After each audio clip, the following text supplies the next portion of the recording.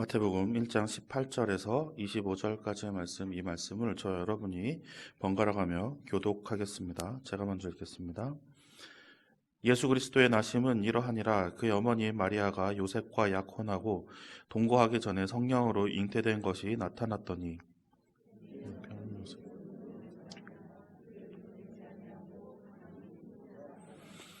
이 일을 생각할 때에 주의 사자가 현몽하여 이르되 다윗의 자손 요셉아, 내 아내 마리아 데려오기를 무서워하지 말라. 그에게 잉태된 자는 성령으로 된 것이라.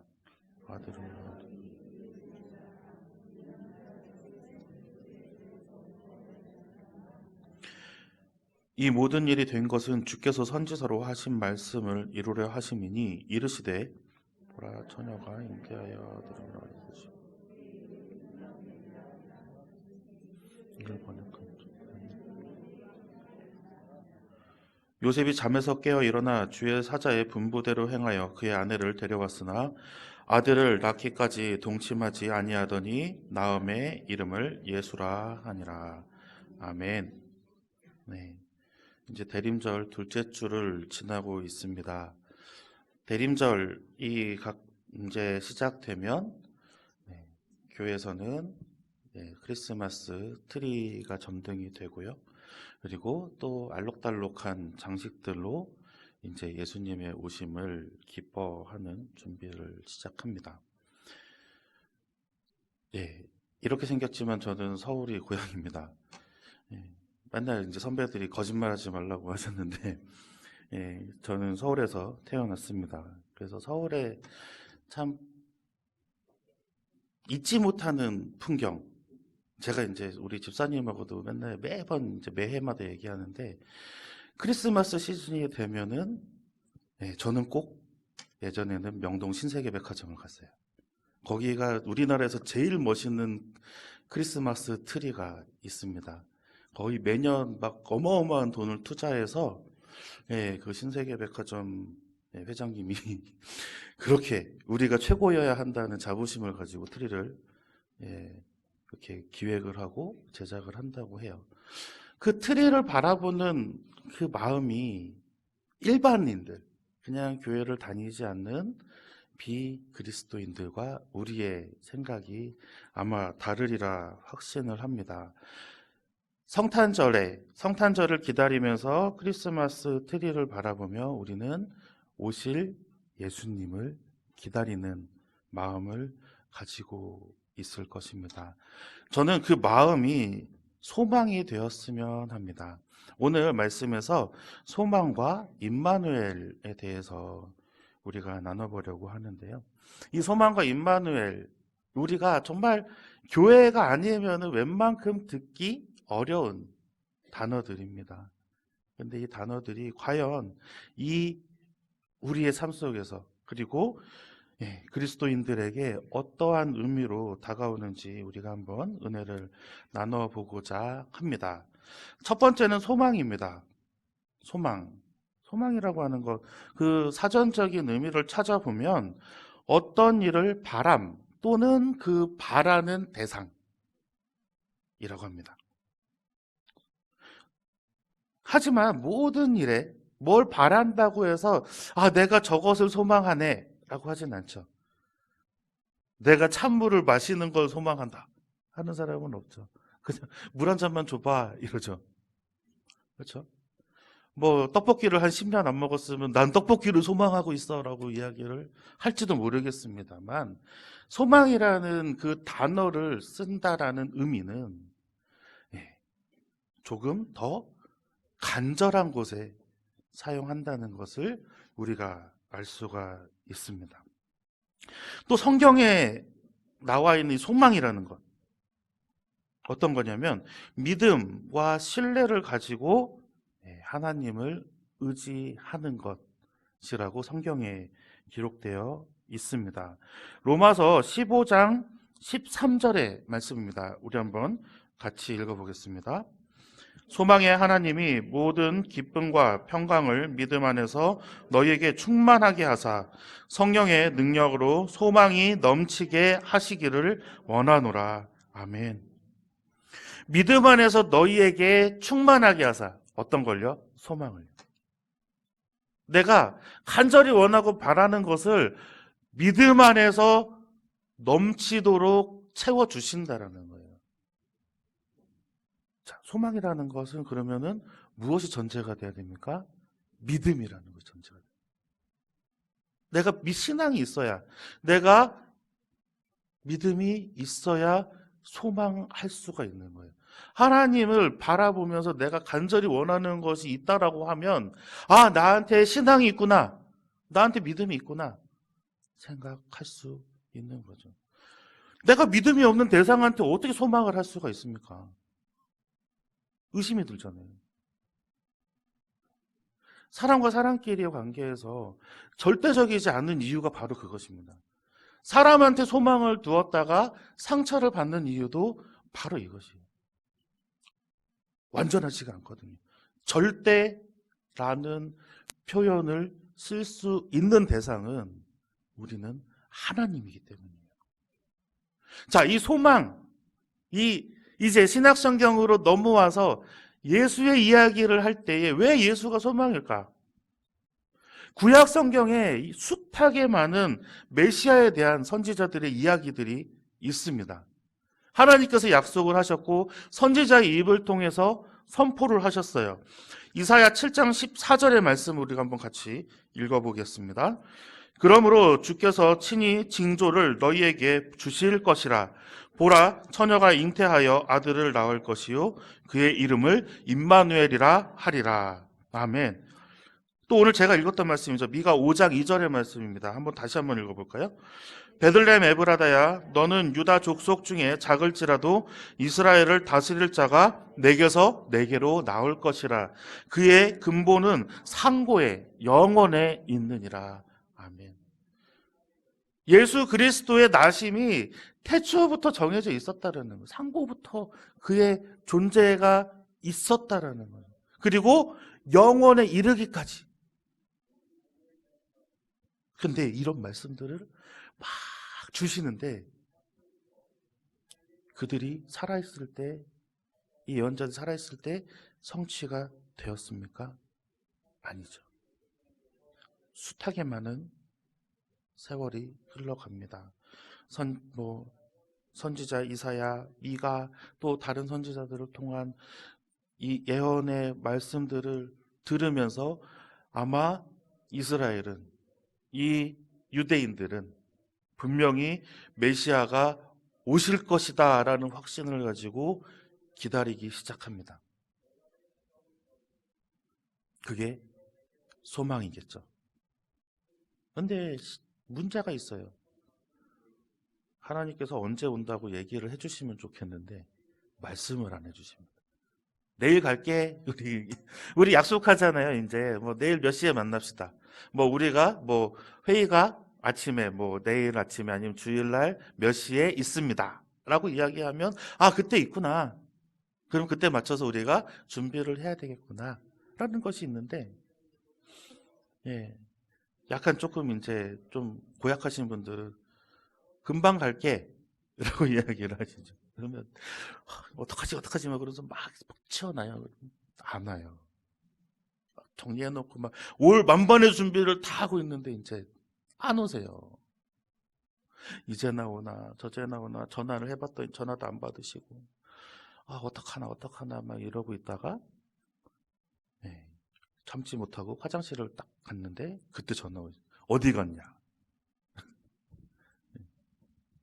자리 안 지키고 어디 갔냐? 이러시는. 그런데 이런 것도 아니에요. 하나님께서 오신다, 보내주신다라고 말씀을 하시고서는 100년이 200년이 넘어도 보내주시질 않는. 사람들이 이제 헷갈리기 시작하겠죠. 왔다 가셨나? 나 모르게 혹시 왔다 가셨나? 아니면 언제 오시는 거지? 또 어떤 사람들은 의심하기 시작하겠죠. 선지자 못 쓰겠는데? 저희 잠깐 이상한 소리 한 거 아닐까? 이런 의심이 드는 건 당연합니다. 벌써 할아버지도 다 돌아가시기 다 돌아가시고 난 다음에 그 후손들이 지금 이야기를 전해받고 있는 상황이거든요. 포로로 다시 돌아와서, 이 포로 전의 이야기예요. 이사야의 말씀 이야기는. 돌아와서, 그리고도 한참 지나고 난 이후에 또 성경이 쓰여지지 않은 거의 한 400년에 가까운 기간 동안 이게 지금 메시아의 존재가 사라져요. 메시아의 생각 자체가, 의식 자체가 점점 희미해져 가요. 그럴 때에 소망을 잃지 않고 붙잡고 있는 사람들이 있습니다. 하나님께서 말씀하여 주셨으니 내가 그거를 끝까지 붙들고 살아가는 사람들이 있어요. 내가 보지 못했으니 다른 것은 틀렸다라고 이야기하는 것이 아니라 하나님의 말씀은 진리이니 내가 후손까지 잘 전하고 지키게 하는 사람들이 있었다라는 거예요. 그것이 소망이에요. 아, 내가 이렇게 저렇게도 해봤더니 안 되더라. 아, 이건 틀린 것이야 라고 하는 것이 아니라 하나님께서 우리에게 말씀하여 주신 그 선포를 끝까지 신앙으로, 믿음으로 가지고 전하는 사람들이 소망을 가진 사람들입니다. 어떤 사람들에게는 옛날 이야기가 돼버렸어요. 어떤 사람들에게는 그냥 말로만 전해 들었던 전설 같은 이야기가 돼버렸어요. 메시아는 뭐 유니콘 같이 돼버린 사람도 있어요. 오긴 오는 거야? 뭐 와도 이제 틀렸어 라고 생각하는 사람들도 분명히 있었겠죠. 하지만 적어도 오늘 말씀에 나온 요셉과 그리고 마리아는 그 소망을 잃지 않았어요. 그렇게 오늘 너희를 위하여 구주가 나셨으니라는 그 말씀에 의심하지 않고 그 소망을 실현시켰던 거죠. 기다렸으니까요. 자기가 신앙을 가지고 기다렸던 사람들은 그 말이 얼마나 기쁜 말인지 모르는 거예요.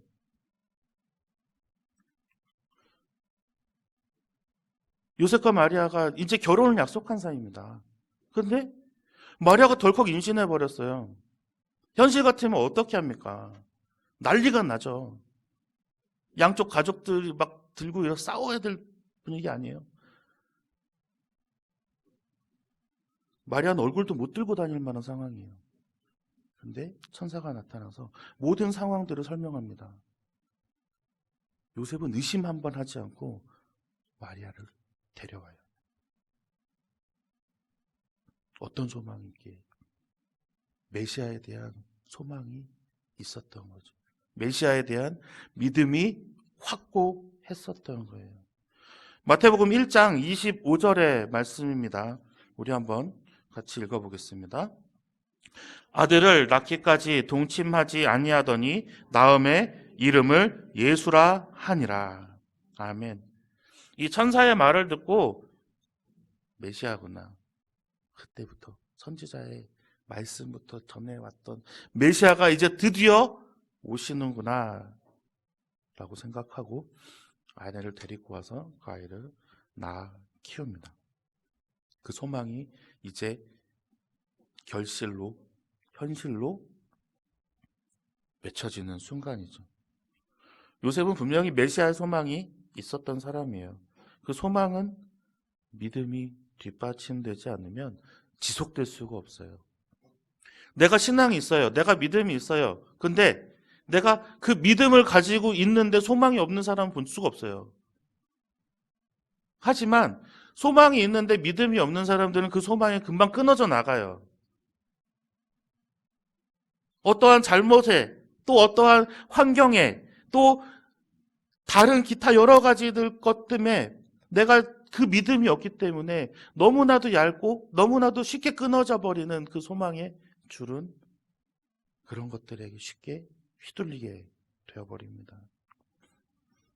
그래서 아까 로마서의 말씀처럼 너의 믿음이 소망이 됩니다.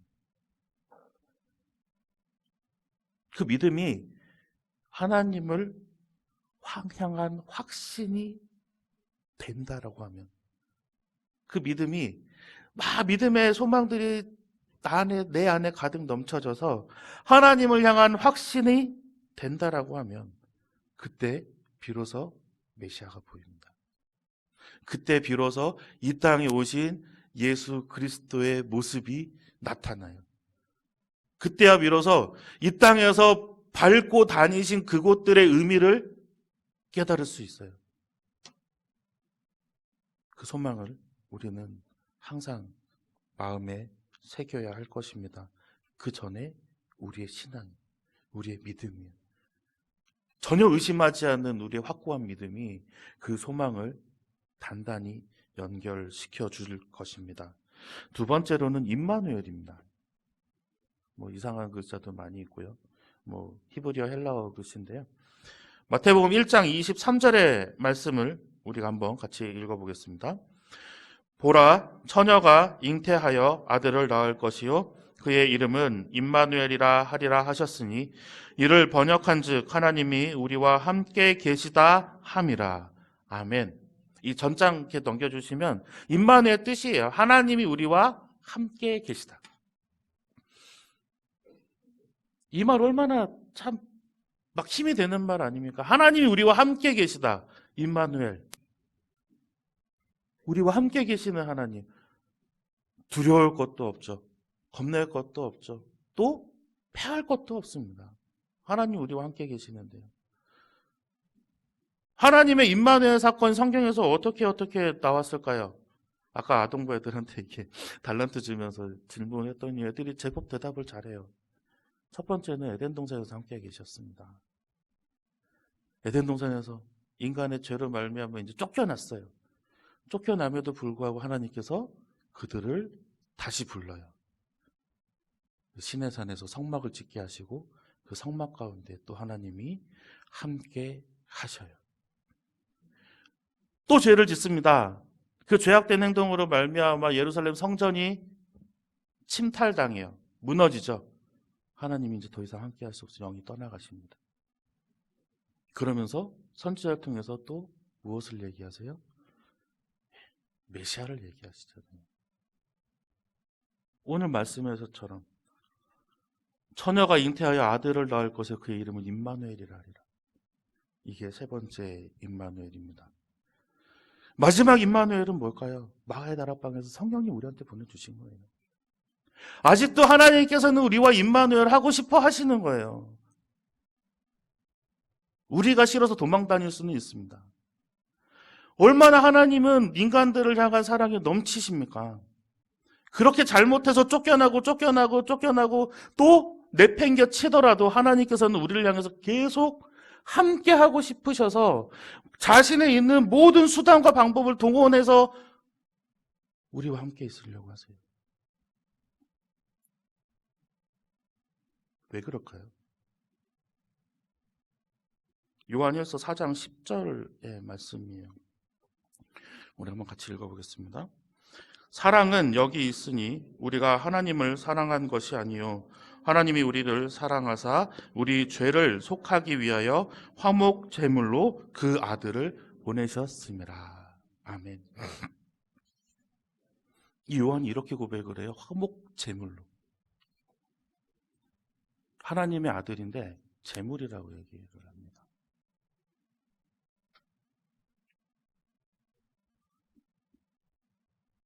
우리의 죄가 너무나도 이제 더러워졌죠. 어떠한 제사로도 그 죄를 씻을 수가 없는 거예요. 흠없는 양의 피로, 흠없는 영소의 피로, 흠없는 소, 흠없는 비둘기, 온 세상의 짐승이란 짐승은 다 잡아서 피를 뿌려도 우리 죄를 씻지 못할 것임을 하나님은 아셨기 때문에 그럼에도 불구하고 하나님이 우리를 사랑하사 그럼에도 불구하고 하나님이 우리를 사랑하사 아들까지 보내시려고 그 아들이 찢기고 피 흘리는 그 고통을 감내하시면서요. 어느 부모가 이게 가능합니까? 인간의 생각으로도 이게 불가능한 일이에요. 어느 부모가 자기 자식을 갖다가 제물로 바치는 부모가 어디 있어요? 근데 그 분이 우리가 제물을 드려야 하나님이에요.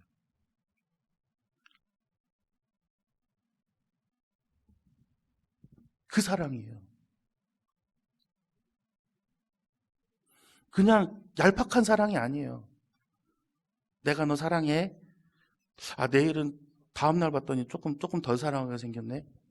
뭐 잘못하면 너 미워. 이런 사랑이 아니에요. 우리가 무엇을 하던, 어느 자리에 있던, 내가 무슨 죄를 짓고 돌아다니던 하나님께서는 동일하게 사랑하시는 거예요. 그것이 기쁨이 되실지 탄식이 되실지도 모르는 거죠. 그 사랑으로 인해서 지금까지 계속해서 임마누엘 하셨던 하나님의 역사입니다. 그것이 성경이고요. 그것이 지금 우리의 교회가 되고 있어요. 소망을 가진 사람은 이 임마누엘의 기쁨을 맛봐야 돼요. 왜냐하면 그 소망을 품으면서 기다렸던 시간들이 너무나도 절박하거든요. 내가 그 소망을 품었어요. 천국 소망을 품었어요. 하나님이 함께 하심의 소망을 품었어요. 그 메시아가 오심의 소망을 품었어요. 그것이 실현될 때 하나님께서 나와 함께 하셨구나라는 커다란 기쁨의 순간이 다가와야 돼요. 그래야 내가 소망한 거죠. 요새 이제 뭐 아동부나 청소년부 아이들이랑 이제 좀 친해져서 이제 아이들하고 이렇게 인사를 합니다. 왔어. 저는 막 반가워서 막 손을 흔들고 막 안으려고 그러는데 애들은 저 쳐다도 안 봐요. 예. 그래서 네 이러고 가요. 예. 좀 제가 좀 창피한 것 같기도 하고 하지만 너무 반가운 그 마음의 표현. 주일을 사모해서 막 주일날 이제 막 왔는데 내가 막 그 소망을 가지고 왔는데 정말 이루어질 때 뻘쭘할 사람이 어디 있겠어요. 신나서 기뻐 날뛰는 거죠. 하나님께서는 우리와 임마누엘 하셔요. 지금도 하시고 계세요. 우리가 도망가는 거죠. 아까 요한일서 4장 10절 말씀에 그렇잖아요. 사랑은 여기 있으니 우리가 하나님을 사랑한 것이 아니요 하나님이 우리를 사랑하셨다고요. 우리는 하나님을 사랑한 적이 없어요. 하나님이 우리를 사랑하시죠. 하나님 사랑해요, 하나님 사랑해요, 하나님 사랑해요. 우리가 고백하지만 한순간이에요. 우리의 평생 동안에 1분 1초도 쉬지 않고 하나님을 사랑한다고 고백해 보신 적 있으십니까? 하나님은 그렇게 사랑하세요. 우리를 향하여서 쉬지도 아니하시고 주무시지도 아니하시면서 사랑한다고 고백하신다고요. 그 사랑에 비하면은 이 고백이 맞아요. 우리가 하나님을 사랑한 것이 아니라 하나님이 우리를 사랑하신 거예요. 그 임마누엘이 우리가 느껴야 할 하나님의 사랑이에요. 그리고 이제 다시 오실 주님을 향한 소망이 돼야 돼요. 다시 주님이 이 땅에 오실 때를 우리가 기쁘게 맞이할 수 있는 가장 좋은 방법은 기다림을 소망으로 품고 그것을 대대로 이어주는 방법이에요. 그래서 마지막으로 임마누엘 하실 때에 우리가 기쁨의 순간을 맛보는 거예요. 승리의 순간을 맛보는 거죠. 이 대림절에 하나님께서 우리에게 소망을 품게 하시고 또 임마누엘의 사랑을 우리에게 전해주시는 것은 분명한 이유가 있습니다. 하나님께서 우리와 함께 하심을 다 같이 보고 싶어 하시는 거예요. 그 기다림의 끝이 보이지 않을 것 같습니다. 그 기다림의 끝이 언제인지 아무도 몰라요. 하지만 우리의 신앙과 소망은 흔들려서는 안 돼요. 그리고 다음 세대를 향한 전달도 우리 계속해야 돼요. 기쁜 마음으로 예수를 기다리는 소망, 꼭 오실이라는 확신을 가지고 기다리는 소망. 그 기다리는 순간조차도 우리가 설레는 마음으로 그 기다릴 수 있는 소망으로 살아가실 때에 임마누엘 하시는 하나님의 놀라운 사랑을 바라보시리라 믿습니다. 그러한 사랑을 느끼시면서 오늘도 소망을 품고 살아가시기를 간절히 원합니다.